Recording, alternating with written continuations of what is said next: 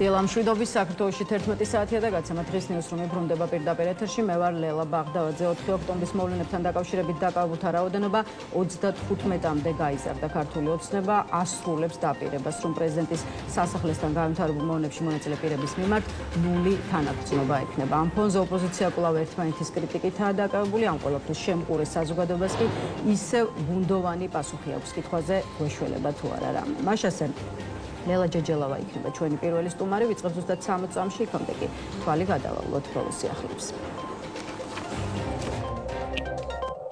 შინაგან საქმეთა სამინისტროს ცნობით, ცენტრალური კრიმინალური პოლიციის დეპარტამენტში მიმდინარე წლის 4 ოქტომბერს თბილისში განვითარებულ მოვლენებთან დაკავშირებით დაწყებული გამოძიების ფარგლებში სამართალდამცველებმა კიდევ ერთი პირი გკ დააკავეს. გამოძიება სისხლის სამართლის კოდექსის 317, 222, 225 და 187 მუხლებით მიმდინარეობს. საპატრულო პოლიციის დეპარტამენტის მცხეთა-მთიანეთის მთავარი სამმართველოს თანამშრომლებმა ნარკოდანაშაულის ბრალდებით აზერბაიჯანის მოქალაქე დააკავეს. მას ბრალადება განსაკუთრებით დიდი ოდენობით ნარკოტიკული საშუალების უკანონო შეძენა, შენახვასა და რეალიზაციის ხელშეწყობაში. სამართალდამცველებმა დაკავებული პირის პირადი და საცხოვრებელი სახლის ჩხრეკისას 42 შეკვრად დაფასებული ნარკოტიკული საშუალება მეთადონინით მტკიცება დამოიღეს. გარემოს დაცვისა და სოფლის მეურნეობის სამინისტროსა და სურსათის ეროვნული სააგენტოს ორგანიზებით მერձეული მიმართულების მწარმოებელ მსხვილ ფერმერებთან საინფორმაციო შეხვედრა გაიმართა. ვეტერინარიის დეპარტამენტის წარმომადგენლებმა ფერმერებს სამუშაო ფორმატში მიაწოდეს ინფორმაცია სააგენტოს მიერ განხორციელებულ ღონისძიებებზე ცხოველთა იმ დაავადებების შესახებ, რომლებიც გავრცელებულია რეგიონში და სახელმწიფო პროგრამის ფარგლებში მიმდინარე ვაქცინაციებზე.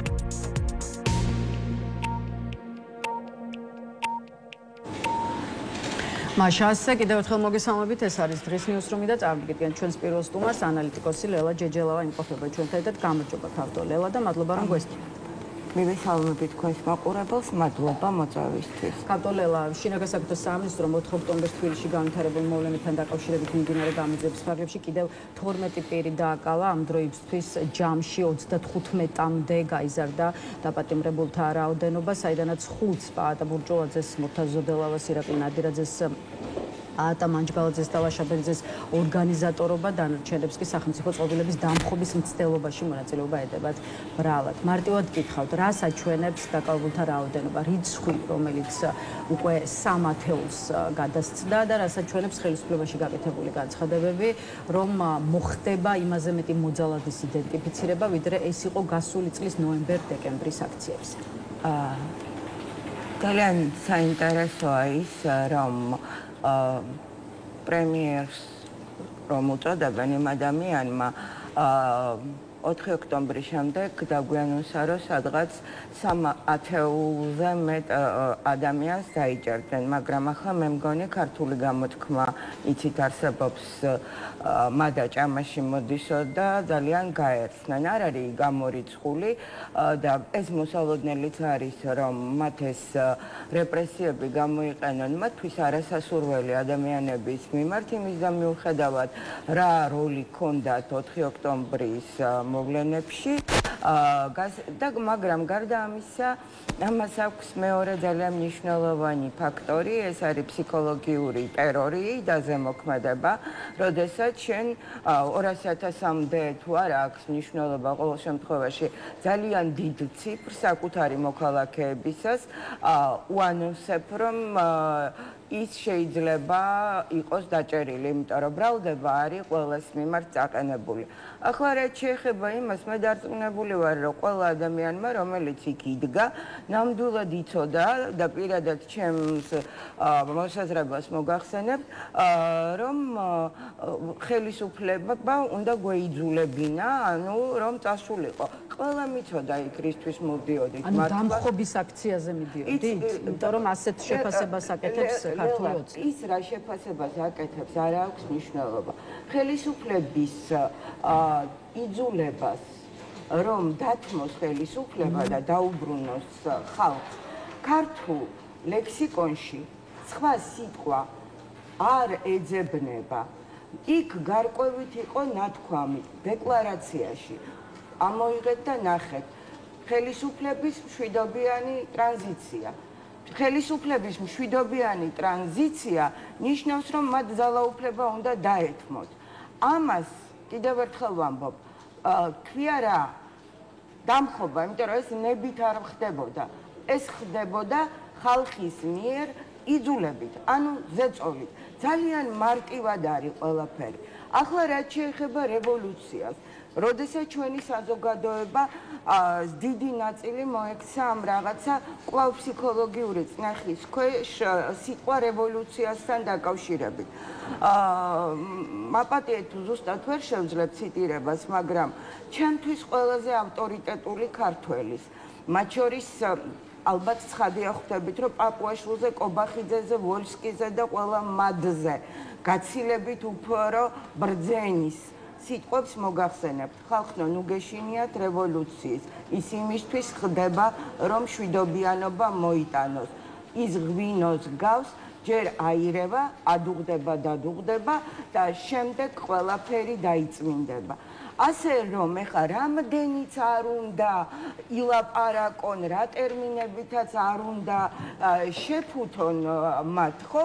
უბრალოდ დაამტკიცეს, რომ ეს ადამიანები საერთოდ აცდენილები არიან საკუთარ ხალხს, საკუთარ კულტურას, საკუთარ იდენტობას. ეხა თუ მე რომელიმე ქართველი, მათ შორის მათი მხარდამჭერი გამოვა და მეტყვის, რომ შენ ილია ჭავჭავაძეზე უფრო მეტად უნდა გჯეროდეს, ვიდრე ირაკლი კობახიძისა სიტყვა რევოლუციის განმარტებასთან მიმართებით, ხო? ნუ მაშინ მე ვიტყვი, რომ ხო. ანუ 4 ოქტომბერს პირადად თქვენ გახვედით მშვიდობიან რევოლუციაზე. რა საკვირველია? მაშინ დავსვათ კითხვაც, რატომ ვერ შედგა მშვიდობიანი რევოლუცია?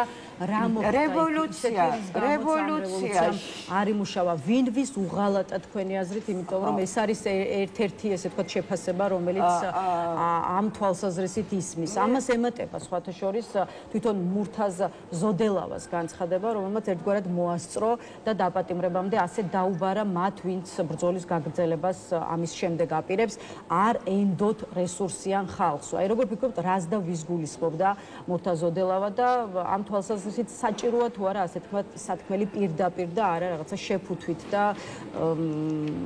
ორაზროვნად ითქვას. რა საკვირველია, ძალიან მნიშვნელოვანია ახლა სწორად მოხდეს გააზრება 4 ოქტომბრის მოვლენებისა, რაც გინდა დაარქვით, გინდა მშვიდობიანი რევოლუცია.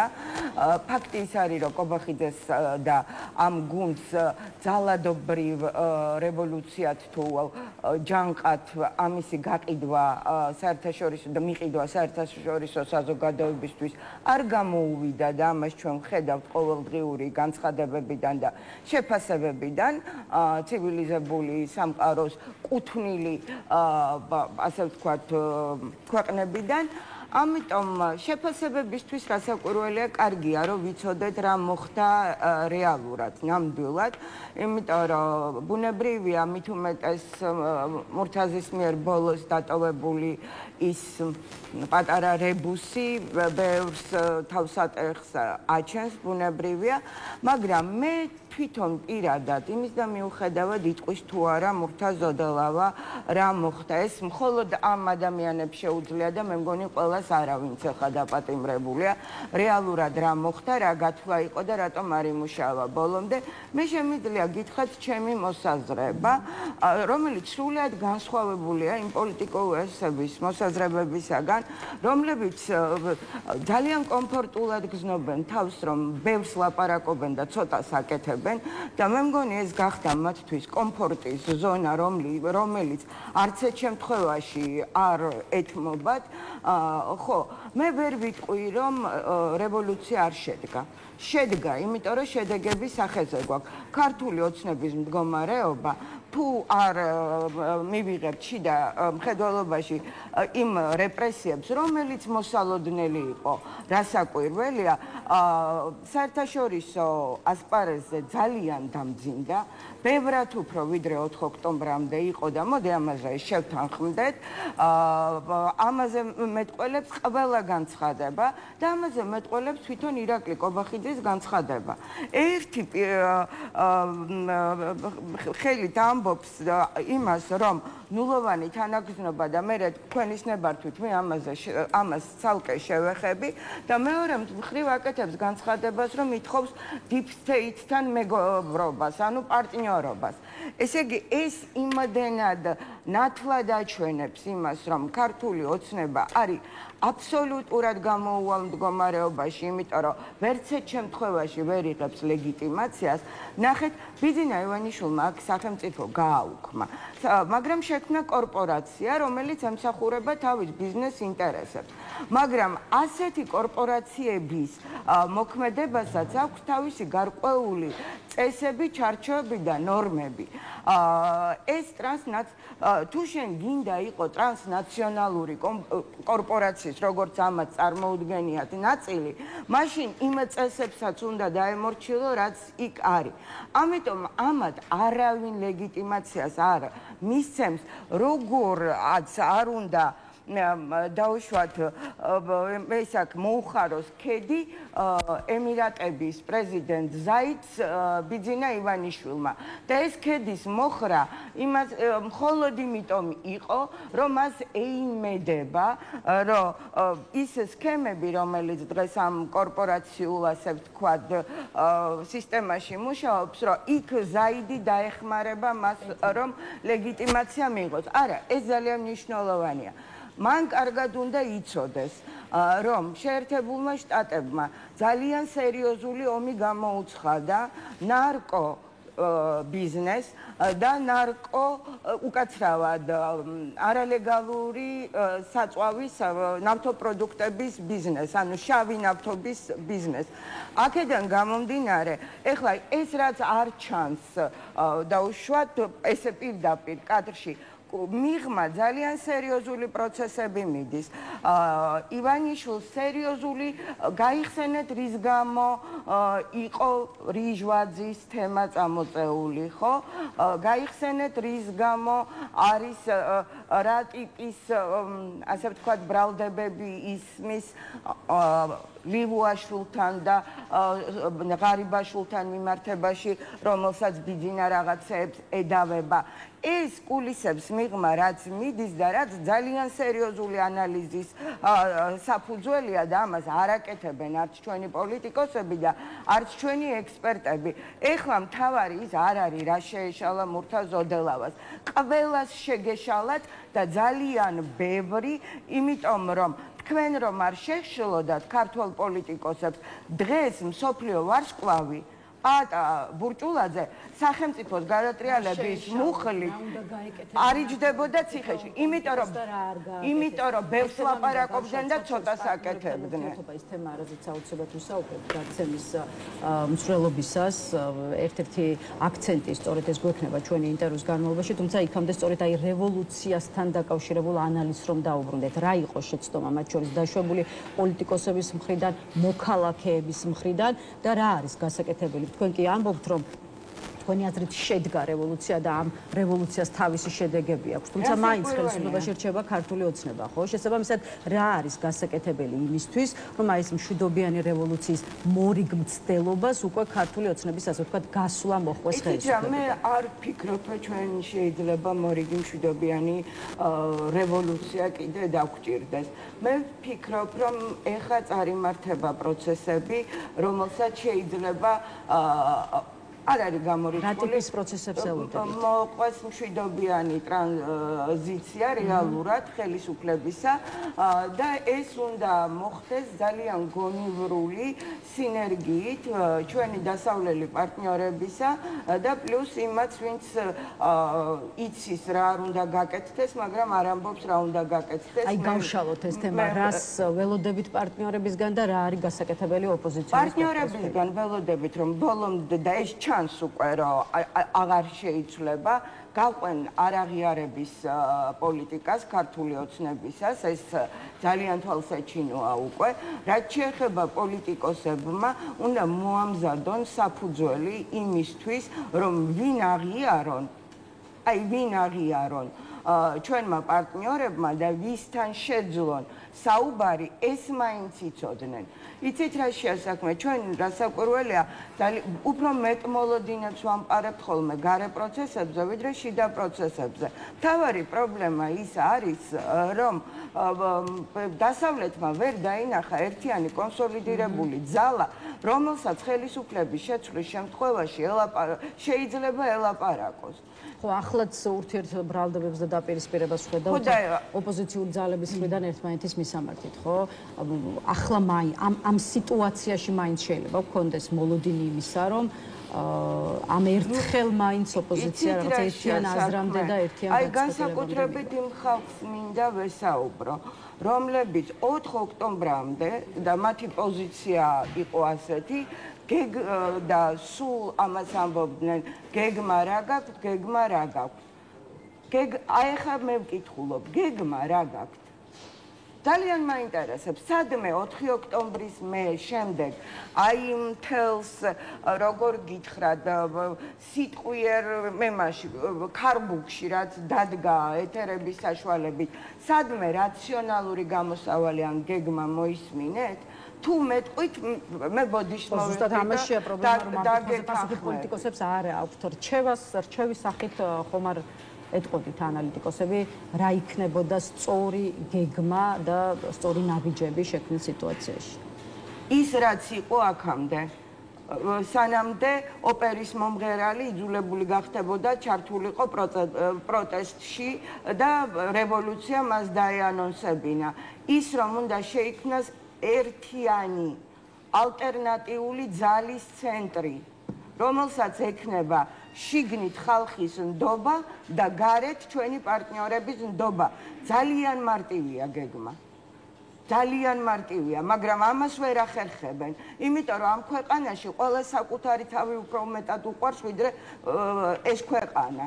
და არ შეუძლიათ საკუთარი იდენტობის და სახის დაკარგვა და სინამდვილეში სახი აქვს ახეული უკაცრავად ამ ჟარგონისთვის ქვეყანასაც და მათსაც, ოღონდ ამის დანახვა არ უნდათ. კარტოლელა, ისევ ესე ვთქვათ, დასავლეთ პარტნიორებთან ურთიერთობის საკითხს მინდა დაუბრუნდეთ და რატომ გარედან შემოსულ ფულს ხედავს ქართული ოცნება საქართველოში ბოლო 1 წლის განმავლობაში მიმდინარე პროტესტში და მათ შორის უშუალოდ 4 ოქტომბრის აქციაში მოისმენთ ალბათ შალვა პაპუაშვილი ამტკიცებს, რომ ხელის გულზე დევს 4 ოქტომბრის სახელმწიფო გადატრიალება უცხოეთიდან როგორ იყო დაგეგმილი, ის ადგილობრივმა რადიკალებმა განახორციელეს და ინსტრუქტორებს შეუქმნეს პირობები, რომ ორგანიზატორებმა მომხდარზე აიღონ პასუხისმგებლობა, ამბობს ვალენტის თავმჯდომარე.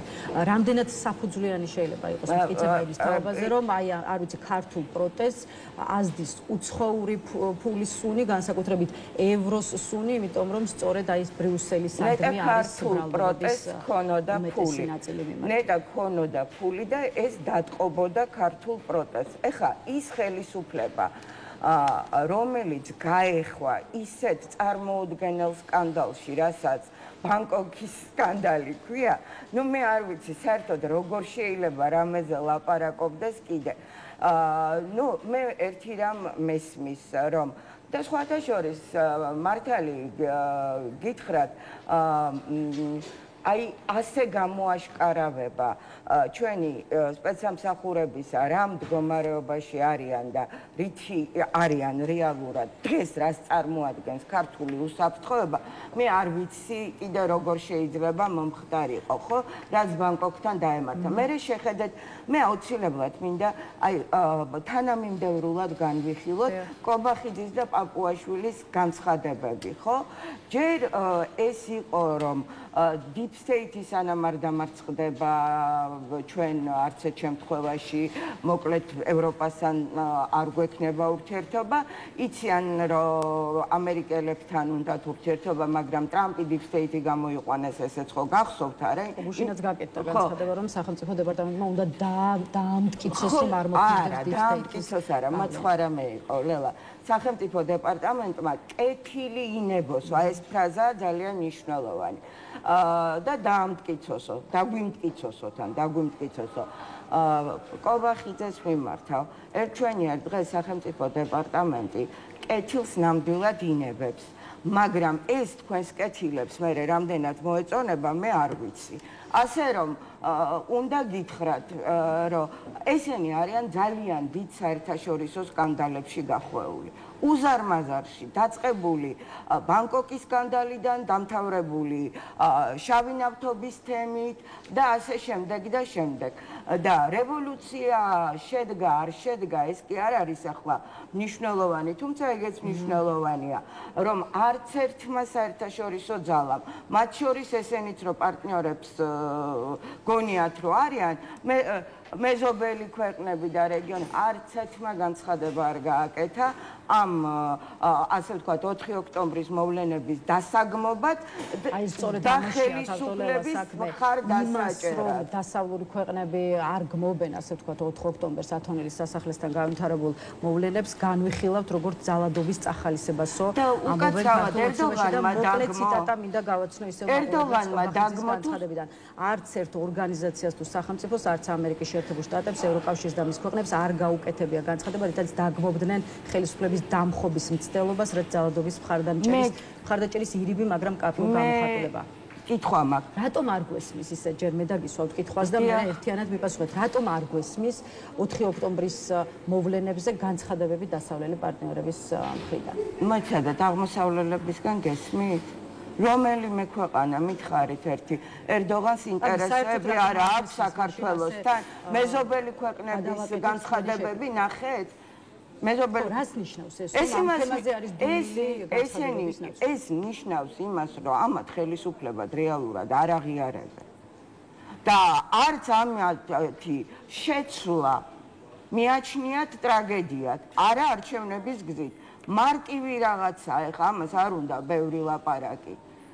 დასავლეთის ქვეყნებზე რო იშვერენ ხელს, რომელმა ქვეყანამ დაგმო. და რა უნდა დაეგმოთ, რაც დასაგმობი არ იყო. ამაშია საქმე. და რაც შეეხება ნულოვან თანაგრძნობას. სულ აი ეს მაქვს იმასთან დაკავშირებით ფსიქოლოგიური ომის ნაწილი, რაც არის, რასაც გვიცხადებენ, მაგრამ ნულოვანი თანაგრძნობა კიდე ცალკე რამ არის, რაზედაც ჩვენ ცალკე უნდა ვილაპარაკოთ. ეს არის ალუზია მიხეილ სააკაშვილის ნულოვან ტოლერანტობასთან. ნუ დაუშვათ იმან ნულოვანი ტოლერანტობა იხმარა კრიმინალთან მიმართებაში. მაგრამ ტოლერანტობასა და თანაგრძნობას შორის თავისი არსით ამ ორ ტერმინს შორის არის წარმოუდგენელად დიდი სხვაობა. ტოლერანტობა ნიშნავს შეგუებას, რაღაცას, მიღებას და რაც შეეხება თანაგრძნობა, ეს არის ადამიანის უნარი, რაც მას განარჩევს სხვა ყველა დაბალ საფეხურზე მყოფი დაუშვათ სულიერისაგან. ანუ ნულოვანი თანაგრძნობა ნიშნავს ჩემში ნულოვან ქრისტიანობას. ნულოვანი თანაგრძნობა ნიშნავს ჩემში ნულოვან ადამიანობას. აი ეს თქვა საქართველოს პრემიერ-მინისტრმა. ბრიუსელზე გაბრაზებულ ქართულ ოცნებაში უკვე იმასაც კი ამბობენ, რომ ევროპა პანაცეა არ არის და ესეც ირაკლი ყობახიძის განცხადებიდანაა. ევროპა იყო ბატონი გებელსიც, რომელიც 40-იან წლებში ევროპის ყველაზე ძლიერ სახელმწიფოში მოღვაწეობდა, არ შეიძლება 40-იანი წლებიდან 80 წლის თავზე ევროპაში გებელსისეული პროპაგანდა დაბრუნდეს. ამბობს ყობახიძე, რომელსაც სხვა შორის გუშინვე უპასუხა გერმანიის ელჩმა, ასევე კრიტიკული განცხადებით გერმანია ეწინააღმდეგება ნაცისტურ გერმანიასთან დაკავშირებული ტერმინების და შედარებების გამოყენებას, რომლებიც ისტორიულად, პოლიტიკურად და მორალურად არასწორია, ამბობს. ეს გერმანიაში კანონით რატომ ხედავს საქართველოს მთავრობის მეთაური ევროპაში მაინდა-მაინც აი ჰიტლერის თანამებრძოლ გებელს და არ ვიცი, რას ეუბნება უშუალოდ გერმანიას დღევანდელობის შედარებით გებელსისეულ პროპაგანდასთან?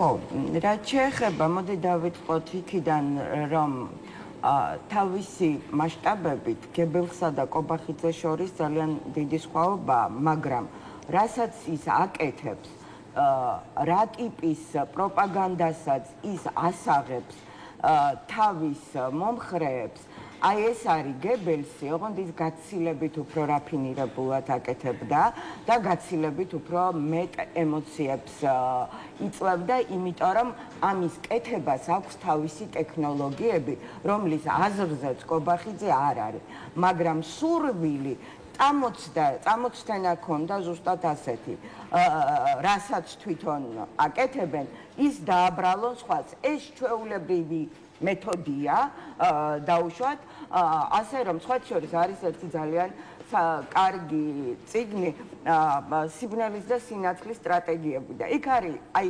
საუკეთესოდ აღწერილი ის ყველაფერი, როგორ უნდა გაარჩიოს ადამიანმა სინამდვილეში ეს რაც არ უნდა სიკეთეს გადაგებდეს, ეს არის ბნელი სტრატეგია თუ ნათლის. ასე რომ კობახიძის მიერ გებელსის ხსენება ევროპასთან მიმართებაში ეს იყო ისეთი დიდი შეურაცხყოფა და განსაკუთრებით იმ ქვეყნისა, სადაც მან ისწავლა და გუშინ ნახე სწორედ ძველი კადრები, სადაც ის ლამის ცრემლებამდე მისულიყება, რა მაგარი ქვეყანაა გერმანია და როგორი კეთილშობილი ხალხია და ასე შემდეგ და შემდეგ. ამიტომ კობახიძე უნდა ვიცოდეთ, რომ ეს არის ადამიანი ნულოვანი თანაგრძნობის გარეშე, ეს არის ადამიანი ღირებულებების გარეშე, მე ხო არ ვიგონებ თვითონ ყველაფერს თვითონ ამბობს თავის შესახებ და ამიტომ ჩვენ და მასზე უფრო მძიმე მდგომარეობაშია ის ადამიანი ახლა, ვინც მის დავალებებს ასრულებს, აი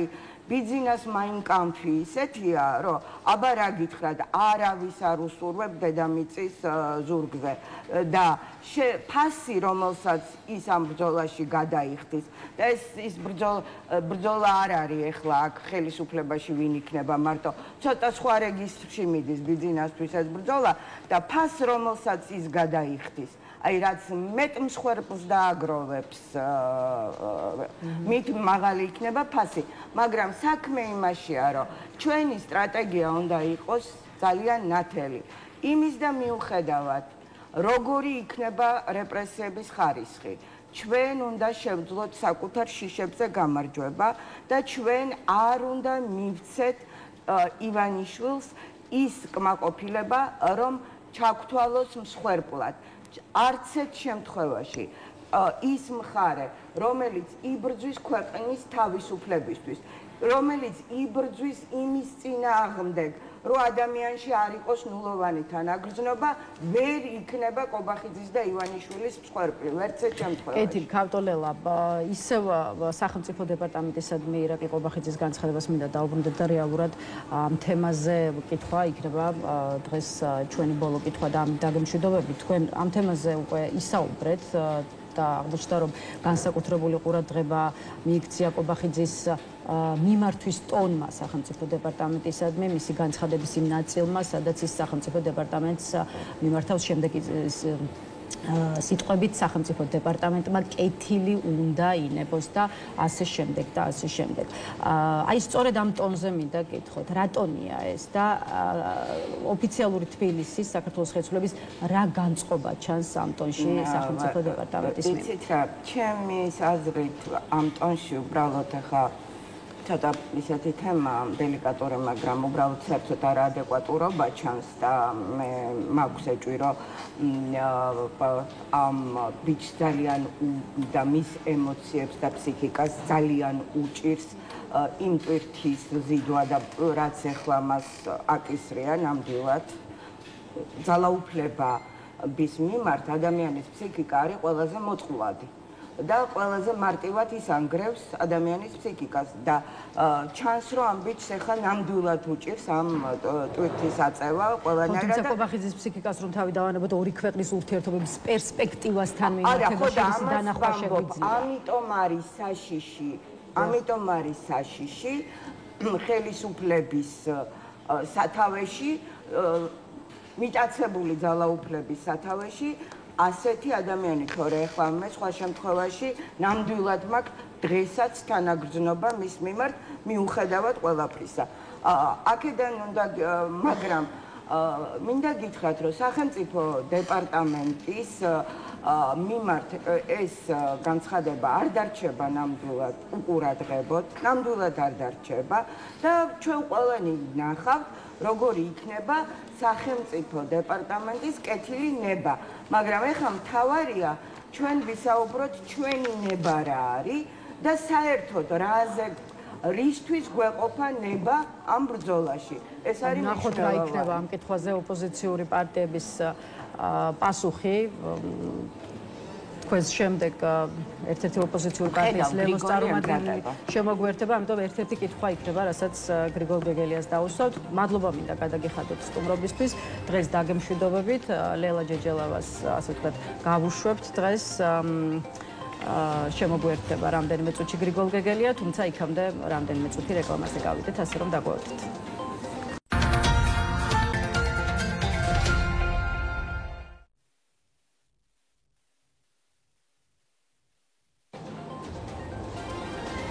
მაშასე რეკლამა დასრულებულია, ბრუნდებით პირდაპირ ეთერში და გვერდება ჩვენი კიდევ ერთი სტუმარი, ლელო ძლიერი საქართველოს საგარეო მდივანი გრიგოლ გეგელია, ამჯერად ჩვენთან ერთად. გამარჯობა ბატო გრიგოლ და მადლობა რომ შემოგვერთდით.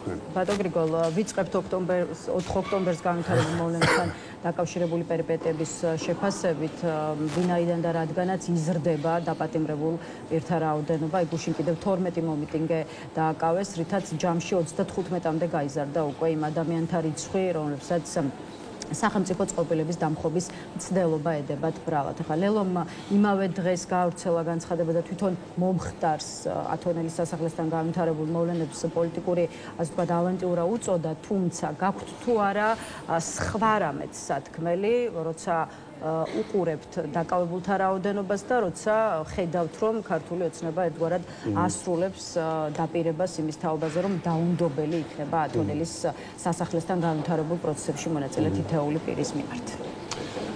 მოგესალმებით დილამშვიდობის, მადლობა მოწვევისთვის. დავიწყებ იმით, რომ კი, ეს იყო პოლიტიკური ავანტიურა. მე უფრო შორსაც წავიდოდი, ვიტყოდი, რომ ეს იყო კატასტროფული შეცდომა და მე ვფიქრობ, რომ ზოგადად 4 ოქტომბერი იყო ძალიან დიდი შეცდომის გამოხატულება, რაც დაუშვა ოპოზიციის ნაწილმა, როდესაც არ მიიღო მონაწილეობა ადგილობრივი თვითმფრინავის არჩევნებში, როდესაც არ გამოიყენა ბრძოლის ის ინსტრუმენტი, რომელიც ვიცით, რომ გაამართლებდა და ეს ჩვენ ვიცით სტატისტიკური თვალსაზრისითაც და შედეგებიც მოწმობს სწორედ ამას. ჩვენ ვნახეთ, რომ პოლიტიკოსთა ნაწილმა აიღო პასუხისმგებლობა ისეთ პროცესზე, რომელიც ვერ მართა, ყველაზე კარგ შემთხვევაში ვერ მართა და ყველაზე ცუდ შემთხვევაში მართა ისე კატასტროფულად, რომ ეს პროტესტსაც და მათაც პიროვნულად და ამას უდიდესი მწუხარებით ვამბობ. უდიდესი მწუხარებით ვიცნობ, ხო, მე ამ ხალხს ყველას არა, მაგრამ ძალიან ბევრ მათგანს ვიცნობ, ხო? აი ხა პაატა მანჯგალაძის ყველაზე კარგად ვიცნობ აქედან და უდიდეს პიროვნულ მწუხარებას გვრის ის, რომ პაატა ეხლა მაგალითად არის ამ მდგომარეობაში აღმოჩენილი, ხო?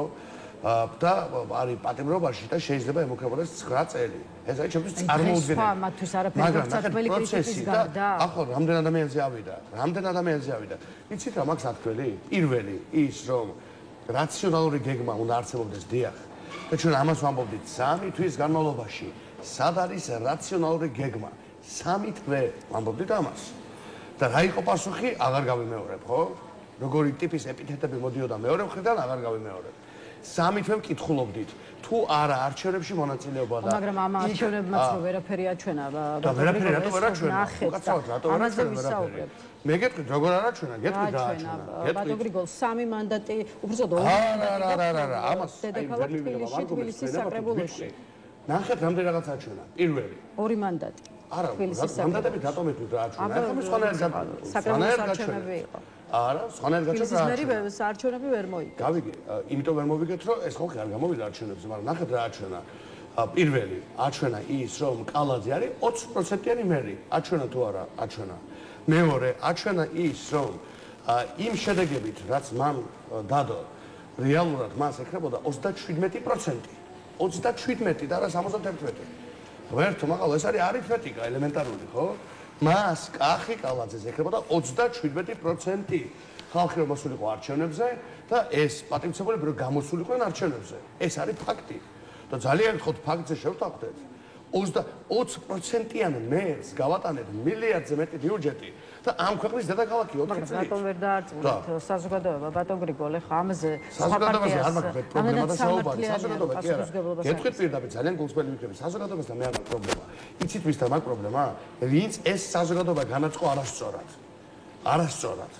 და არ მიიყვანა არჩევნებს. აი მაგ ხალხთან მაქვს პრობლემა პირდაპირ. მაგრამ თქვენ რატომ ვერ მოახერხებთ სწორ პოზიციამდე საზოგადოების მიყანა? და დღეს 9 წლიანი სასჯელი მოკრება ზოგიერთ მათგანს, მათ შორის პოლიტიკოსებს და მათ შორის ხალხსაც.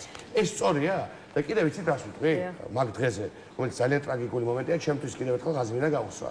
ვიტყვი იმას, რომ რეალურად ჩვენ მივიღეთ ივანიშვილის რეჟიმის გაძლიერება შედეგად.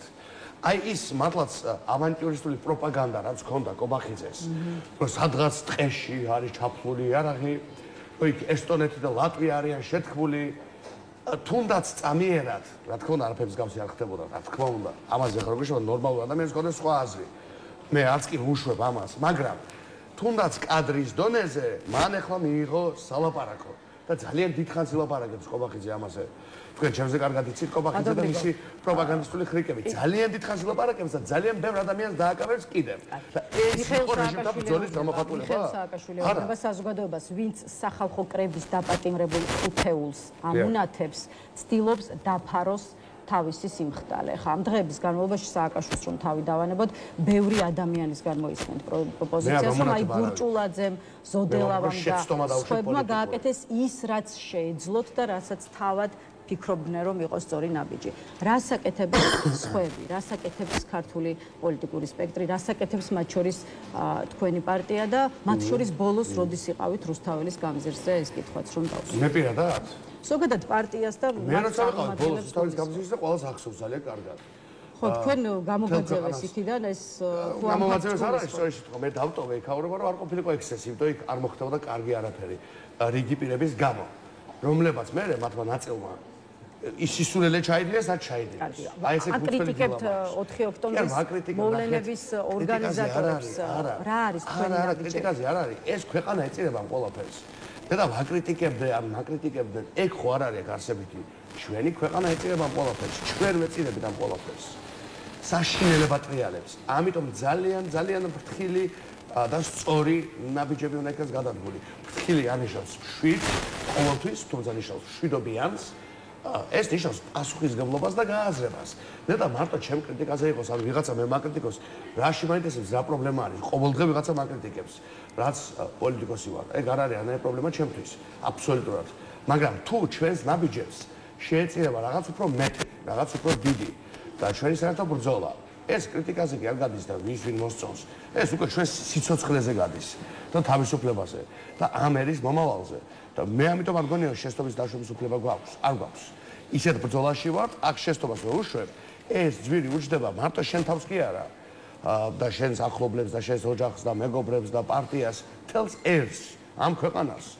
ამიტომ ვარ ძალიან ხისტი და ვიქნები ხისტი ყველა ჩემს შემდეგ შეფასებაში ყველა შემდეგი თვე.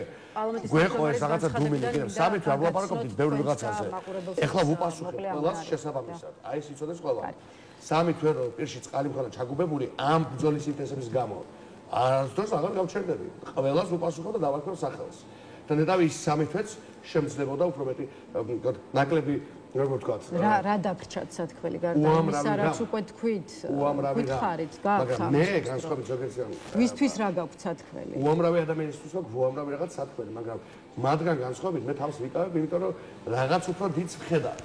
თორემ მათზე ბევრად უფრო კაფიო და მკვახე, ზოგჯერ პასუხების გაცემა შემიძლია გულწრფელად. აი შალო პაპუაშვილის გამოხმაურება მინდა. ბოიკოტი იყო შეცდომა, მამაღლა ვიტყვი.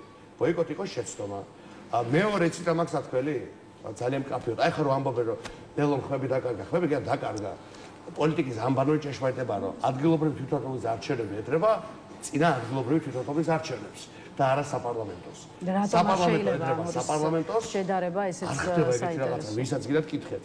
34 წლიდან 34 წელი, ეხლა კი არა, სულ ეგრე არის. ყველა სხვა ქვეყანაში ეგრე არის.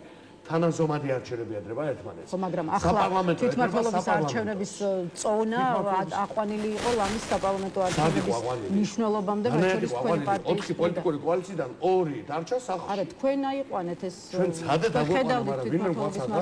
არჩევნებს ამ არა, წელს. ვინმე გვაცადა? ვერ ავიყვანეთ. და 20%-იანი მე რიყავთ ეხლა, მე რაც.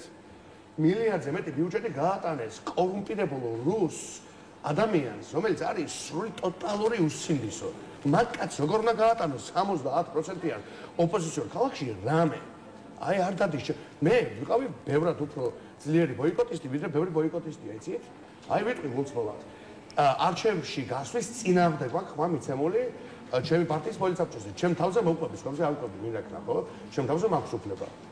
მაგრამ თბილისში რომ ერთობლივად უნდა ებრძოლა ოპოზიციას, ეს იყო 2-ჯერ 2-4 და გეუბნებით 37% ეკნებოდა და ჩვენ გვეკნებოდა 60-მდე.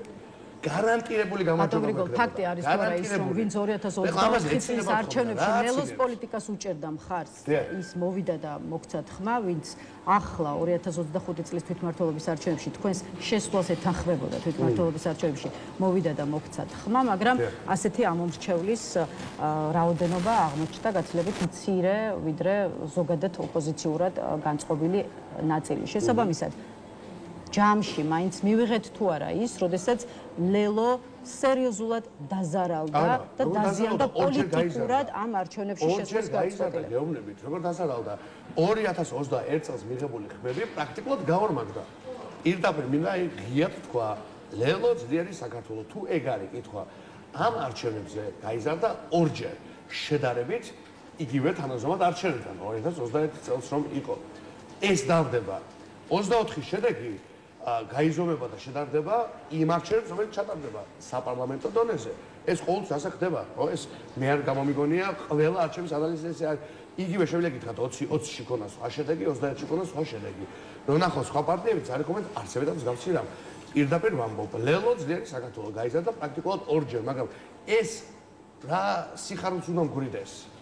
მერე არის კალაძე, აი ეს კორუმპირებული მამნებელი ადამიანებს პანტაპუნტით იჭერენ. მოხდა პოლიტიკური ავანტიურა, რამაც მხოლოდ გააძლიერა რეჟიმის პროპაგანდა და ეხლა მაგ პროპაგანდის ყოველდღე შევა მხოლოდ თქვენ მოგადგენთ სახლში, ანუ მე და თქვა ასე იცით რა, თქვენ ციყავით შეკრული ვიღაცასთან. პრემიერ-მინისტრად რო არის წოდებული ის კაცი. აი მესამე მეოთხე დღე ცდილობს რომ ჩვენ მიგვაწევოს მაგ ამბავს, ხო? მიუხედავად იმისა, რომ ლელომ თავიდან თქვა რომ არა ვართ ორგანიზატორი, არ ვიცით რა ხდება. ჩვენ წევრებს ვისაც უნდა მიბრძანდეს, ვისაც უნდა ნუმივა. ეს ძალიან ღიად თქვით, ხო? ბევრი წევრი იყო, ბევრი არ იყო. ვინც როგორ გადაწყვეტა? გასაგებია. ამის მიუხედავად გვაწებებს. შემთხვევით კი არ შეიძლება. ბატონო გრიგოლ, რამდენიმე წუთი დარჩა და ბოლოს უკვე გითხარით რა არის გამოსავალი. ხოცი როგორ უნდა გააძლიერო? შენი რომელიმე ქმედები და სხვებზე ლაპარაკობდნენ რომ ხოცებს გამოსავალზეც მინდა ვისაუბროთ. ბატონო გრიგოლ, უნდა დავასრულოთ. კიდევ ერთი რაღაც მინდა ავსვეთქვა. აი, რომ გამოდიოდა ოპოზიცია. ძალიან ბევრი მათგანი თითოეულს ვეკითხები და ყველა შემდეგ ეთერში მკითხავ. აი დადგათ რომ ეხლა მე დავსვა კითხვები. აი რომ გამოდიოდა ხალხი, თქვენთანაც ბევრი ამბობდა, სხვაგანაც, ყველგან აღარ ჩამოთვლის სახელმწიფო გვარებს. მასობრივად გამოდიოდნენ და რეჟიმის ლეგიტიმაცია მოხდებაო და სტაბილიზაცია. ხომ ასე იყო? ხომ ასე იყო? ხომ ამბობდნენ ამას პოლიტიკური ლიდერები, ხო? ენემი, ახალი, ზოგიერთი ჩემი ყოფილი კოლეგა არ ამბობდნენ ამას? მოხდება რეჟიმის ლეგიტიმაცია. ხო ამბობდნენ ამას, ხო ვწდები. რომ ამ არჩევნებში თუ გავა ხალხი, მოხდება რეჟიმის ლეგიტიმაცია. კითხულობ, მოხდა? არა. სტაბილიზაცია მოხდა? არა. ვითარება უფრო ნორმალურია დღეს სამარჩევნების მერე?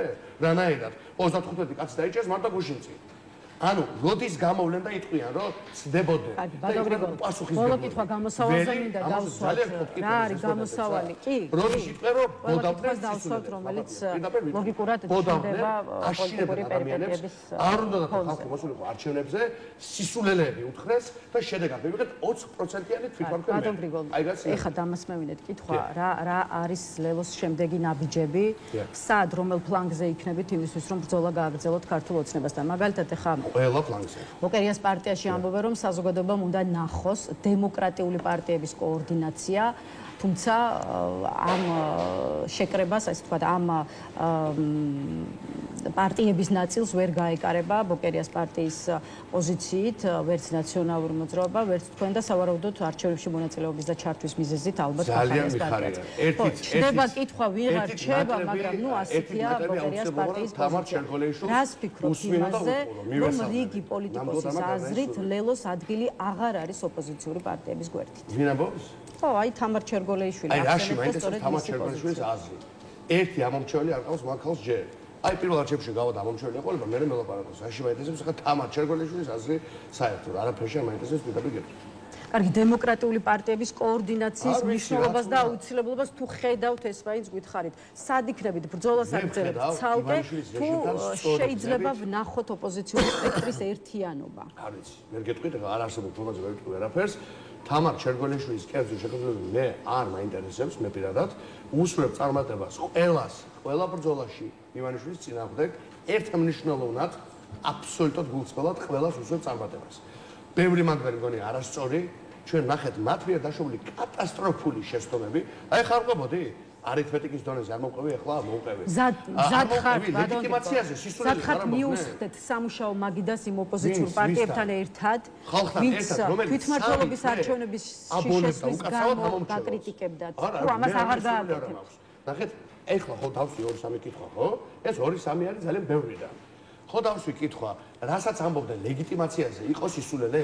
იყო. რასაც ამბობდნენ სტაბილიზაციაზე, იყო სისულელე? იყო. რასაც ამბობდნენ არითმეტიკულად, იყო სისულელე? იყო. 20%-იან მერს აჩუქეს ეს ქალაქი? აჩუქეს. მილიარდზე მეტი ბიუჯეტი აჩუქეს? ქოც კორუმპირებულ რუსს აჩუქეს. გააძლიერეს ამით ეს რეჟიმი, რა საკვირველია გააძლიერეს. ეხლა დღეს გამოდის ოპოზიციურ პარტიებთან ლელოს თანამშრომლობა დასრულებულია, ეს იქნება სალომე ზურაბიშვილთან, რაღაცა ზურაბიშვილის კართან შექმნილი პლატფორმები თუ სხვა ტიპის პლატფორმები. თქვენ ამბობთ, რომ სხვა ოპოზიციურ ძალებთან ლელოს თანამშრომლობა აღარ შედგება ამ პლატფორმებმა. რამე შედეგი მოგცა? სალომე ზურაბიშვილს, რომელსაც მე ვფიქრობ, ქონდა გარკვეული ინტერესი მერობასთან დაკავშირებით. ხო? ისიც კი ვერ მოხდა მაგ ფორმატში. კონსოლიდაცია მომხდარიყო და სალომე ზურაბიშვილი დამდგარიყო, როგორც მას შესაძლოა სურდა და მე ვფიქრობ, ეს არ იყო გამორიცხული, ხო? მისგან, ხო შემთხვევაში ფიქრის თვალსაზრისით იყო, ხო, ამაზე მსჯელობა. ისიც კი ვერ მოხდა მაგ ფორმატში, ღიად ვიტყვი, რომ რაციონალური, არგუმენტირებული საუბარი წარმართულიყო, სალომე ზურაბიშვილი დაგვეყენებინა მერობის კანდიდატად და მთელ ქვეყანას გვებრძოლა მის გვერდით, მთელ ქვეყანას, ზოგს დამკვირვებლად, ზოგს კანდიდატად, ზოგს არ ვიცი მე რა ამპლუაში, ზოგს აგიტატორად. აი ეგრე უნდა გვებრძოლა და დღეს აი აქ რა შენობა არის, ახლოს, თბილისის მერია, კახი კალაძე კერიჯდებოდა, აი სრულიად გაფუჭებული, კორუმპირებული რუსი, არამედ გვეყოლებოდა ქართველი, პროქართული მერი, რომელსაც 20% კი არ ეკებოდა მანდატი, ეკებოდა 60-65% მანდატი. ბატონ გრიგოლ ვეღარ შეცვლით, ახლა მომავალზე უნდა დაიწყოთ ფიქრი. არჩევნებს ვეღარ შევცვლი, მაგრამ ჩემს პოლიტიკურ წესებს და აზრობას შევცვლი და შევცვალე. მადლობა იმისთვის, რომ გვესტუმრეთ და უპასუხეთ ჩვენს კითხვებს. გრიგოლ გეგელიას დავამშვიდობებით, დღის ნიუსრუმიც ამით დასრულებულია, თუმცა დღეს ხუთშაბათია, შესაბამისად საღამოს 9:30-ზე უკვე თავისუფალ სტუდიაში შეხვდებით ერთმანეთს, ასე რომ მხოლოდ დროებით დავიმშვიდობთ.